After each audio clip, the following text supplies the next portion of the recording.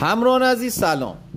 با یه اجاره مغازه دو نبش بزرگ سبز میدون ابتدای استاسراب مرکز شهر در خدمتون هستیم. 75 متر کف، 75 متر بالکن، آب، برق، گاز، سرویس بهداشتی، تلفن با تمامی نورپردازی مناسب، سقف بلند. برای تمامی شغل‌ها قابل بهره برداریه. بهترین لوکیشن، بهترین قیمت.